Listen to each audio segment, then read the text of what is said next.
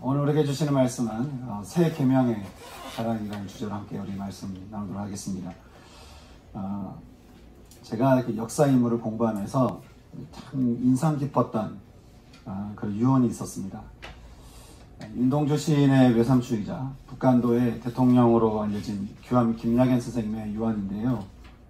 제가 뭔가 대단하니까 이렇게 이야기를 하겠죠? 뭐라고 했을까요? 본인 말씀하시기를 돌아가시기 전에 이렇게 해주실 말씀이 없습니까? 했더니 이분이 돌아가시기 전에 그런 말씀 하시는 거예요. 이제까지 내가 살았던 내 삶이 유언이다. 대단하죠? 인생 절반은 맹자를 따르다가 남은 인생은 신앙인으로 삶을 마감하셨던 이분에게서 들려졌던 유언. 내가 살았던 내 삶이 유언이다. 마지막 자리에서 자신의 삶을 한마디로 요약해서 남겨준 이 말은 후대에 아주 깊은 울림이 되었습니다. 오늘 우리는 요한복음 말씀을 통해서 우리에게 남겨주신 주님의 모든 가르침을 하나로 요약해서 전해주시는 유언 같은 말씀을 우리가 듣게 되는데, 바로 마가의 다락방에서 펼쳐진 마지막 만찬 자리에서 하셨던 말씀인데, 주님이 이렇게 말씀하셨죠. 내가 새 계명을 너희에게 주노니 서로 사랑하라. 내가 너희를 사랑한 것 같이 너희도 서로 사랑하라. 그렇게 말씀하신 거예요. 우리는 주님이 남겨주신 이 말씀이 그냥 너무 당연한 듯이 이 말씀을 우리가 이렇게 받아들일지 모르지만, 사실 이 말씀에는 그 어떤 위대한 인물들도 우리에게 해주지 못한 엄청난 축복이 이 말씀에 담겨져 있다고 하는 거예요. 그냥 바로 사랑 때문에 그렇습니다. 사랑. 우리는 사랑하면요, 우리가 좀 경험한 정도를 사랑이라고 생각하기 쉽습니다. 그래서 내가 경험한 대로 사랑을 생각하고 또 생각하다 보니까 늘 서운해요. 뭔가가 서운하고, 뭔가 마음에 상처가 있고, 또 다툼이 있고, 어떨 때는 싸우기까지 합니다. 하나님에 대한 사랑도 마찬가지입니다. 내가 아는 선에서 하나님을 사랑하다 보니까 내가 이렇게까지 하는데 하나님, 이제 좀 뭔가 해주셔야 되는 거 아니에요? 이렇게 생각하는 것이죠. 하지만 사도 요한이 요한일서 4장 10절에서 우리에게 하셨던 말씀 있죠? 자, 사랑 구절. 자, 다 같이 함성해 볼까요? 자, 시작. 사랑은 여기 있으니 우리가 하나님을 사랑한 것이 아니요 하나님이 우리를 사랑하사 우리 죄를 속하기 위하여 화목제물로 아들을 보내셨으리라. 화목제물로 그 아들을 보내셨습니다. 예, 여러분, 하나님을 믿고 사랑하는 것은요, 우리가 알고 이해하고 경험한 것을 하는 게 아닙니다. 신앙은 우리를 향한 하나님의 사랑을 받는 것이고 그 사랑을 경험하는 것입니다. 내 사랑으로, 내가 경험한 사랑으로 하나님을 바라보니까 자꾸 오리가 나는 거예요. 내 하나님의 사랑을 내가 받는 것이 신앙이라는 것이죠. 그리고 그 신앙에는 하나님이 우리 죄를 속하기 위하여 보내주신 아들 예수 그리스도가 있다고 하는 것입니다. 그러니까 예수가 빠진 신앙은 아무것도 없는 신앙이에요. 예수가 주인 되는 신앙이 진짜인 것이죠. 하나님께서, 그리고 예수님께서 어떻게 우리를 사랑하셨나? 하나님이 세상을 이처럼 사랑하사 아들 독생자를 주셨으니 이는 그를 믿는 자마다 멸망하지 않고 영원한 생명을 주신다고 하는 것이에요. 여러분, 그 하나님의 뜻을 따라서요, 예수님은 아기가 되어서 우리를 찾아오셨고요, 우리와 함께 먹고 잠드셨으며 공동묘지로 둘러싸인 나사렛에서 우리 인생과 함께 성장하셨습니다. 사람들 앞에 말씀을 전하실 수 있는 공식적인 나이 30이 되었을 때는 회당을 돌아다니면서 생명의 말씀을 전하시고 사람들을 고치시고 살리셨던 주님이 이제 십자가에서 우리를 위해 모든 피를 다 쏟아내시는데, 또 마지막으로 그때 하셨던 말씀이 뭐였죠? 내가 다 이루었다. 뭘 이루셨을까요? 사랑입니다. 그 사랑을 주신 주님이 오늘 우리에게 말씀하시기를 내가 너희에게 새 계명을 주노니 서로 사랑하라고 하는 것입니다. 주님 말씀하신 이 새 계명에 이 말씀 묵상하다 보면 이 말씀이 사실 새로운 말씀이 아니라는 것을 우리는 생각하게 됩니다. 분명 구약에서도 레위기 19장은 내 이웃 사랑하기를 너 자신과 같이 사랑하라. 나는 여호와니라 라고 하신 말씀을 보게 되고요. 또 신명기 6장은 너희는 이 땅의 나그네를 사랑하라. 왜냐하면 전에 너희도 이 땅의 나그네였었느니라. 그렇게 말씀해 주고 있습니다. 그 외에도 사랑에 대한 말씀은 모든 성경의 주제 말씀이라고 하는 것을 생각해 보면 사랑이라고 하는 이 말씀은 새로운 계명일 수가 없는데 왜 주님은 우리에게 새로운 계명이라고 말씀하시면서 서로 사랑하라고 말씀하고 계실까? 주님이 제자들에게 새로운 계명이라고 말씀하신 이유는 두 가지 때문입니다. 하나는 경험해보지 못한 사랑 때문입니다. 사람은 경험한 대로 산다고요. 자신이 자라면서 경험한 사랑을 잘 넘어서질 못해요.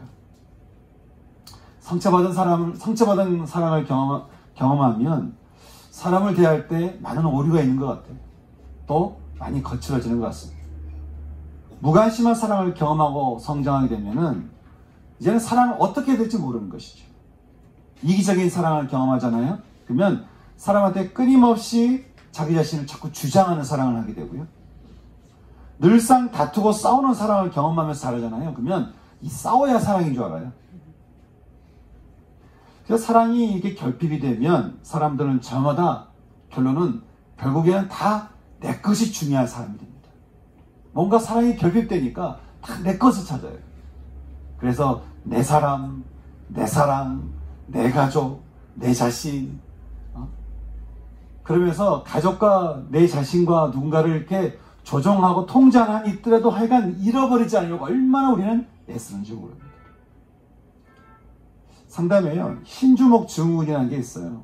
이게 뭐냐면 두 주먹 이렇게 불끈 쥐면서요. 이렇게 힘을 꽉 주는 거예요. 그 주먹 끝이 이렇게 희게 되잖아요. 이 희게 될 때까지 하여간 내가 뭔가를 잃어버리지 않으려고 뭔가를 잃어버리지 않고 사람이든 뭐 물건이든 어떤 거든 간에 명예든 자존심이든 뭔가를 잃어버리지 않고 꽉 쥐고 산다는 거예요. 그러니 여러분 인생이 얼마나 무겁고 힘겹습니까? 주님이 우리에게 오셔서 주신 새 계명의 사랑은 어떤 사랑입니까? 수고하고 무거운 짐진 자들아 다 내게로 오라. 내가 너희를 어떻게 하신다고 그러죠? 쉬게 하리라. 주먹을 꽉 쥐고 뭔가 내 거, 하여간 나에게 속한 거, 뭔가를 이거 없으면 죽을 것 같은 그런 우리들에게 말씀하시기를 나한테 오라는 것이죠. 내가 너희를 쉬게 해줄 거라. 그거 없어도 괜찮다고. 또 충분히 사랑을 받을 만한 사람이라. 근데 주님이 이것을 우리에게 말로만 하신 게 아니죠. 십자가에서 죽음으로 그 사랑을 확증해 보셨습니다. 또 주님이 이 땅에서 첫 번째 하셨던 설교 말씀처럼 무언가에 포로된 자에게는 자유를 주시고 눈이 먼 자들에게는 다시 보게 함을, 세상에 눌린 자들에게는 또 자유를 주시면서 그렇게 주님 앞에 가난한 마음으로 있는 자들에게는 당신의 완전한 사랑을 경험하게 하신 거예요. 주님이 우리에게 임하시면요, 상처는 매일 매순간 치유가 되고 또 한 번 마음을 주신 뒤로는 절대로 그 마음을 처리하지 않으시니까 십자가에서 죽으심으로 희생의 사랑을 베풀어 주시는 그 사랑 때문에 바울이요 고린도후서 3장 5절에서 이렇게 말합니다. 우리가 하나님으로 인해서 만족하게 됐다는 거예요. 나를 사랑하신 하나님의 사랑 때문에 내가 만족하게 됐다. 나를 향한 하나님의 사랑 때문에 만족한 인생, 나를 향한 완전한 십자가의 그 사랑 때문에 기쁨의 기반이 되는 인생. 여러분, 이것이 우리 주님이 우리에게 베풀어 주시는, 우리가 이전에는 경험할 수 없었던 사랑인 새 계명이라고 하는 것입니다. 사랑하는 여러분, 저는 우리 예수님이 우리에게 오셔서 베풀어 주시는 이 새 계명의 사랑이 저는 저와 여러분 모두에게 충만할 수 있기를 주님의 이름으로 축원합니다. 예, 이거는요 우리가 뭔가 노력해서 얻는 게 아니죠. 주님이 다 이루신 것을 어떻게 해요? 그 주님을 우리가 받아들이면 그냥 경험하게 되는 거예요. 그 예수님을 받아들이면 그 사랑이 우리에게 경험하게 되는 것이죠. 근데 또 하나 주님이 제자들에게 새로운 계명으로 주시는 또 하나의 계명이 그 뜻이 있는데 그것은 바로 열린 사랑이라고 하는 거예요. 열린 사랑. 주님이 말씀하신 이 새로운 계명이라고 하는 이 단어에서요, 이 새롭다라고 하는 이 단어의 뜻은요, 쓰지 않는, 또 알려지지 않는, 써보지 않는 이라는 뜻이 담겨져 있습니다. 주님이 이런 말씀하셨죠. 너희가 만일 너희를 사랑하는 자만을 사랑하면 칭찬받을 것이 뭐냐? 너희들이 마음에 드는 사랑, 너희들이 이해하는 사랑, 너희가 내가 사랑하는 사람만 사랑한다면 칭찬받을 게 뭐가 있냐? 죄인들도 그렇게 사랑합니다. 우리는 우리가 이해하는 선에서 사람을 사랑하고 이해하며 용서합니다. 그래서요, 저마다 사람들을 이렇게 사랑하고 용서할 수 있는 조건과 자격과 기준을 둬요. 이 정도 되면 내가 용서할 수 있고 사랑할 수 있고. 그래서 여러분, 우리가 이 사랑을 써보지도 않는, 이 말 뜻대로 써보지도 않는, 쓴 적이 없는 그 대상이 얼마나 많은지 모릅니다. 우리에게는 참 많은 차별과 담벼락이 좀 있는 것 같습니다. 좀처럼 넘어가지 않는, 아니 넘어가려고 생각조차 하지 않는, 어쩌면 상대를 무시하거나 사랑하지 않는 것을 너무나 당연스럽게 여기면서 사랑하지 않기를 결정하는 거예요. 이 정도까지는 내가 이해되는데 그 이상은 내가 사랑하지 않기로 결정하는 것이죠. 자, 이번 주에 우리 신혜선 집사님이 영화를 보여줘가지고 닥터 스트레인지 영화를 보러 갔어요. 근데 그 영화를 보는 중에 굉장히 인상 깊은 대사가 있는 거죠. 마녀로 변해가지고 사람들을 쉽게 죽이려고 달려드는 그 완다라는 주인공이 거기서 말하기를, 사람들을 막 죽이면서 말하기를 나는 굉장히 이성적이라는 거예요. 감정적으로 하는 것이 아니고 나는 아주 이성적으로 하고 있다라고 이야기하는 것이죠. 내가 지금 하려고 하는 모든 일은 내 안에서 충분히 이해되고 있는 일이라는 거예요. 그래서 나는 지금 거리낌 없이 사람들을 공격한다고 하는데 이게 꼭 우리 같은 거죠. 꼭 우리 같은 거예요. 마치 누군가는 미워해도 되고, 누군가는 판단해도 되고, 누군가는 정죄도 된다고 하는, 마치 뭔가 이렇게 자격증을 얻은 것 같은 그런 것처럼 사람들을 대하는 이 닫힌 사랑을 하고 있는 우리들에게 오늘 주님이 말씀하시죠. 내가 너에게 새로운 계명을 주노니, 너희가 할 수 있는 사랑, 너희가 이해되는 사랑, 너희가 감동이 되는 사랑, 그 너머 좀처럼 손이 닿지 않는, 좀처럼 다가갈 수 없는, 아니 다가가려고 하지 않는 그 사람을 향한 새 계명을 너희에게 주노니 서로 사랑하라는 거예요. 어떻게 해요? 내가 너를 사랑한 것 같이 사랑하라고 하는 것이죠. 우리 향한 주님의 사랑을 이렇게 묵상하다 보면요, 그런 생각이 듭니다. 야, 주님이 어떻게 나를 이렇게 사랑하시게 됐을까? 주님이 어떻게 나를 이렇게 사랑하실까? 우리는 이렇게 속마음을 서로 잘 모르잖아요. 여러분, 내 속마음이 다 글자로 표현된다면 우리가 사랑할 수 있는 사람이 얼마나 되겠습니까? 근데 주님이 그 속마음을 다 아시잖아요. 그 속 사람을 내가 다 아시는데도 불구하고 주님은 어떻게 우리에게 완전한 사랑을 주실까? 조건적이지 않는 완전한 사랑을 베풀어 주시는 걸까? 바울이 말합니다. 하나님이 주시는 의로움은 예수 그리스도를 믿는 믿음을 통해서 오는 것인데, 이는 모든 믿는 자에게 주시는 것으로서 거기에는 차별이 없다는 거예요. 그는 우리의 화평이신지라 둘로 하나를 만드사 원수된 것 곧 중간에 막힌 담을 자기 육체로 허시고는 그 안에서 우리를 화평하게 하시고 모든 원수된 것들을 십자가로 다 소멸해 버린다고 하시죠. 그러니 우리를 향한 주님의 사랑이 이때여서 이 새로운 계명을 따라 서로 우리가 사랑하게 되면 담을 넘어서 벽을 넘어서 경계를 넘어서 넘는 그런 사랑으로 우리가 사랑함으로써 모든 사람이 우리를 향해서 저 사람이 예수의 제자구나 라고 하는 것을 알게 된다고 하는 것이.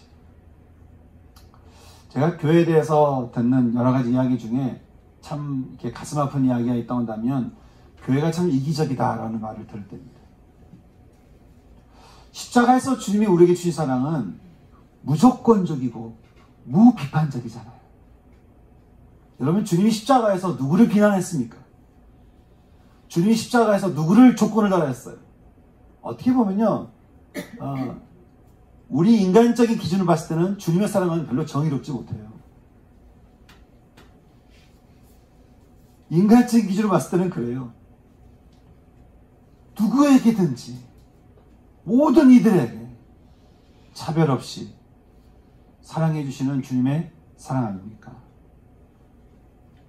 십자가에서 이렇게 우리에게 주신 그 사랑이 무조건적이고 무비판적인 그 새로운 계명의 사랑인데 세상 사람들이 보기에 저와 여러분의 담벼락이 굉장히 높은 모양입니다.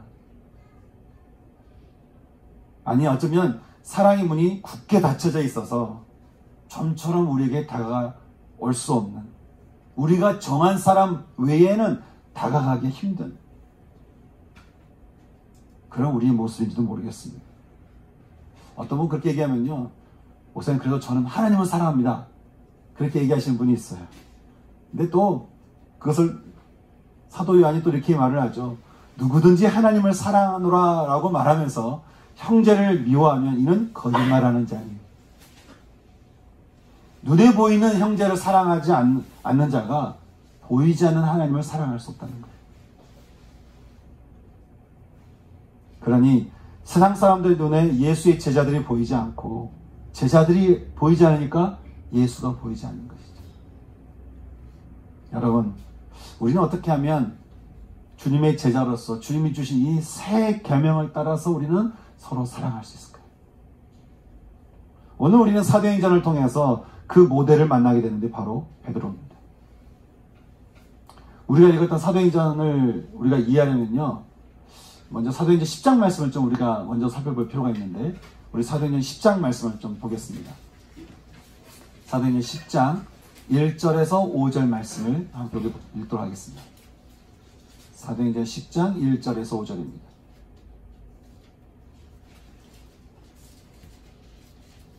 찾으셨죠? 예. 제가 한 절 여러분한테 읽겠습니다. 가이사랴에 고넬료라는 사람이 있으니 이달리아 부데라 하는 군대의 백부장이라.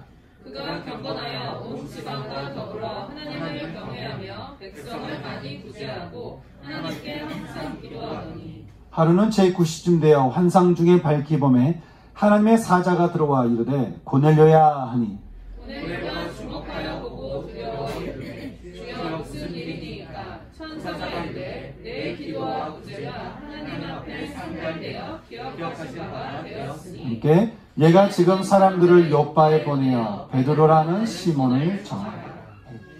사도행전 10장의 배경이 되는 곳은 이 가이사랴는 우리식으로 말하면 부산 앞바다 정도 됩니다. 부산 앞바다. 많은 여러 나라의 선박들이 이렇게 오고 가듯이 이 가이사랴라는 곳이 그런 곳이었습니다. 이곳은 특히 당시에 로마 군인들이 오고 가는 통로이면서 군사 기지 같은 곳이었는데요. 어떻게 보면 이스라엘과 전혀 상관할 것이 없는 이곳에서 성경은 한 사람을 주목하고 있는데 그게 바로 고넬료라고 하는 사람이었다는 겁니다. 사도행전에서 고넬료는 이탈리아 수도 로마에서 파견 나온 군인이면서 100명을 책임지고 싸우는 그런 부대장이라고 그렇게 기록하고 있습니다.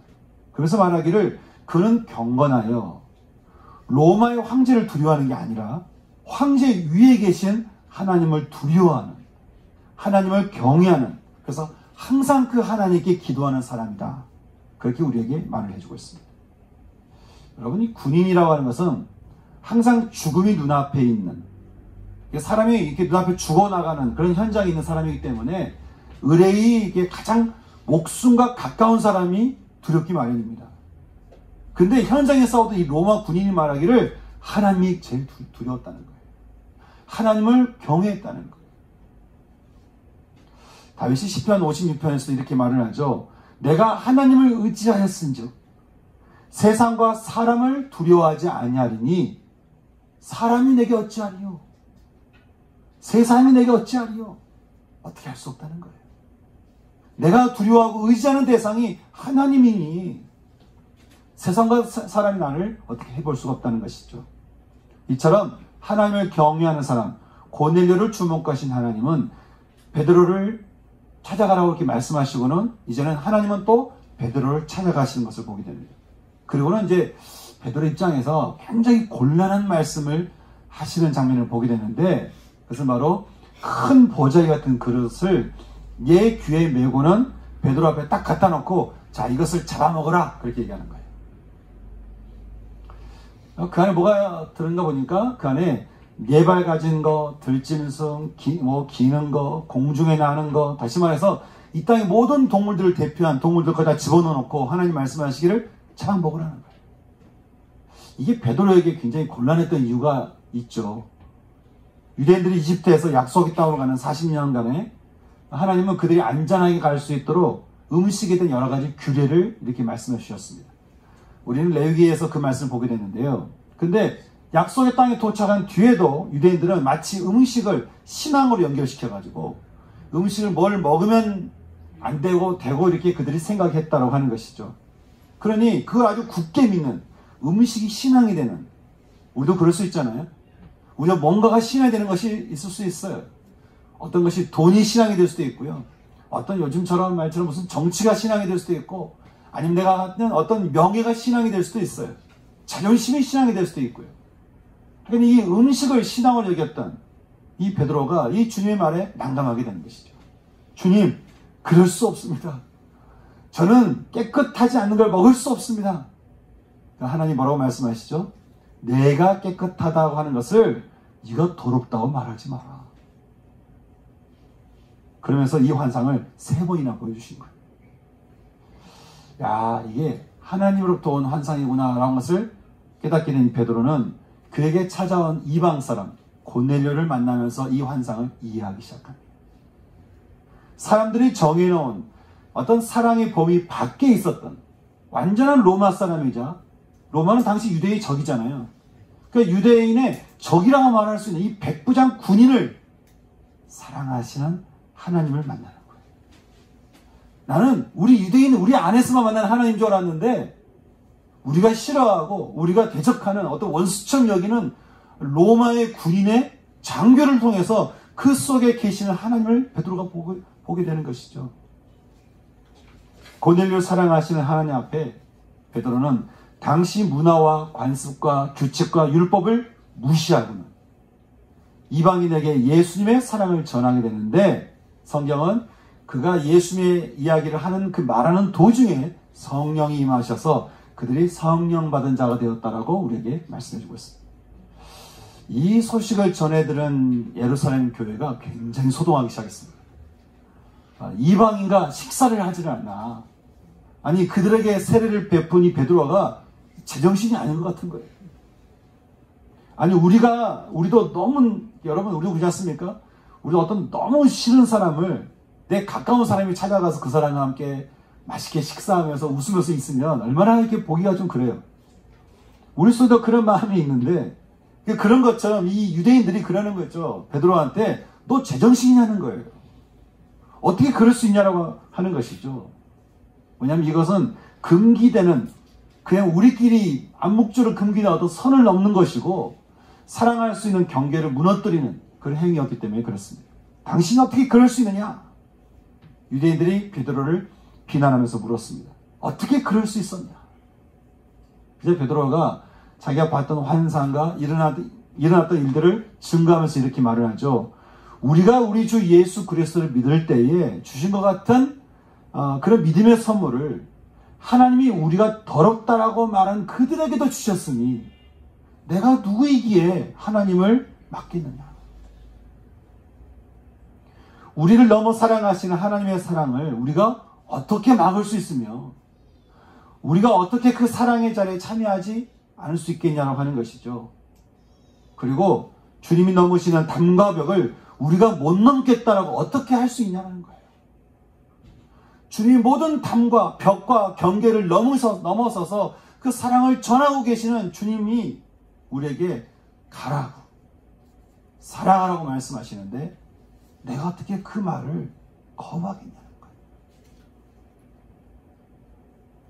나를 구원으로 부르셨을 뿐 아니라 제자로 불러서 모든 능력과 권능과 구원과 영생의 현장을 보게 하시고는 내가 이 모든 것을 보고 듣고도 베드로가 예수님을 3번이나 부인했잖아요.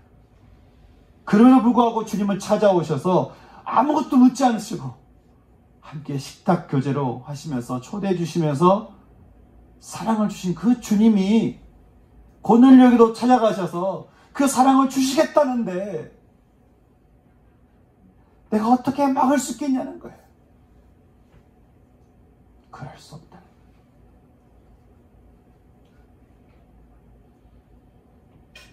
베드로와 같이 예수님의 모든 제자들 역시 마찬가지였습니다.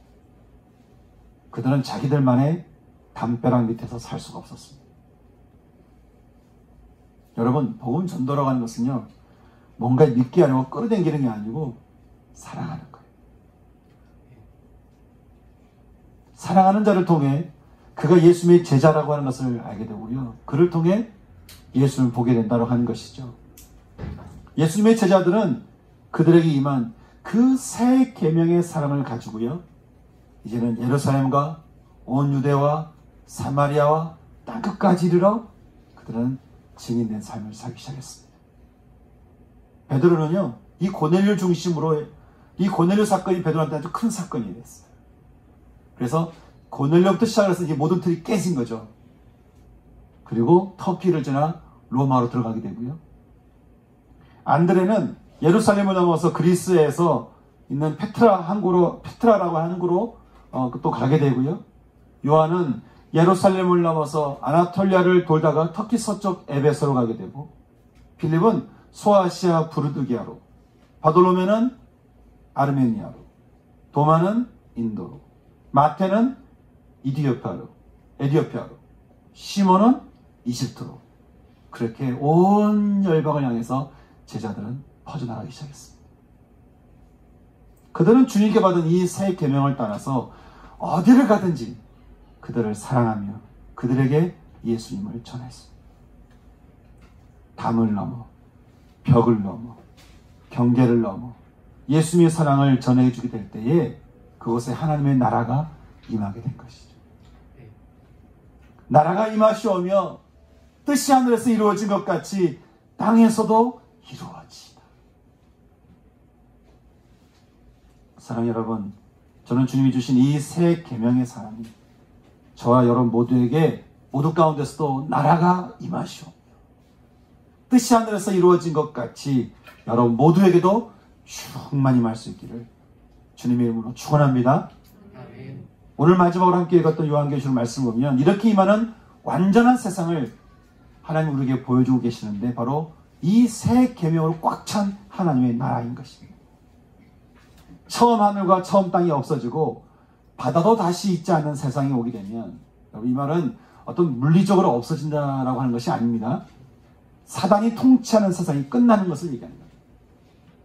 그리고 이제 오직 하나님만이 통치하시고 다스리시는 이 세상이 오게 되면 거기에 거룩한 성 새 예루살렘이 하늘로부터 내려오게 되는데, 요한이 보니까 하나님의 장막, 그 품이 당신의 백성들 가운데 임하셔서 그들을 다 품으시다니. 그동안 고통하며 외로워하며 애통하며 또 괴로워하면서 무겁게 살았던 모든 인생의 눈물들을 하나님이 다 닦아주시는 거예요.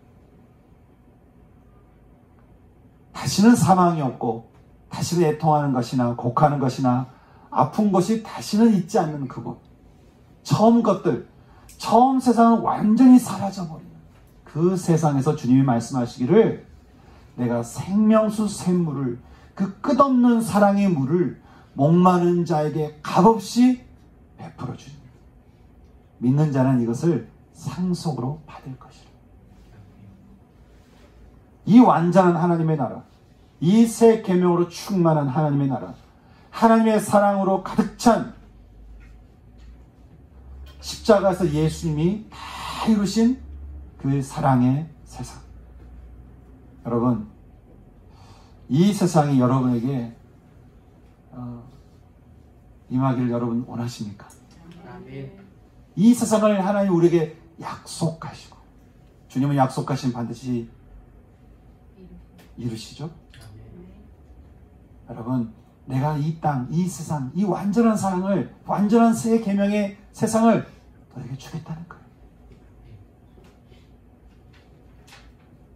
근데 여러분, 이 세상은요, 우리가 꼭 죽어야 보는 것이 아닙니다. 지금 이 순간에도 나라가 임하시오.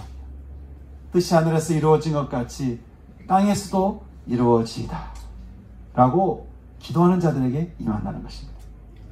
온전한 내 안에, 그리고 우리 가정 안에, 우리가 사는 이 불완전하고 불안한 이 세상 가운데 임한다고 하는 것이죠. 이 놀라운 신비로 가득 찬 하나님의 나라가, 그 사랑의 나라가, 새 계명의 그 사랑으로 충만한 새 하늘과 새 땅과 새 예루살렘을 우리에게 베푸시려고 이렇게 작정하신 주님이 오늘 우리에게 말씀하는 것이죠. 내가 너희에게 새 계명을 주노니 내가 너희를 사랑한 것 같이 너희도 서로 사랑하라. 너희가 서로 이렇게 사랑하면 이로써 모든 사람이 내 제자인 줄 알리라. 사랑하는 여러분, 저는 오늘 이 시간 주님이 예비하시고 작정하신 이 놀라운 사랑이 전 저 여러분 모두에게 충만히 임할 수 있기를 주님의 이름으로 축원합니다.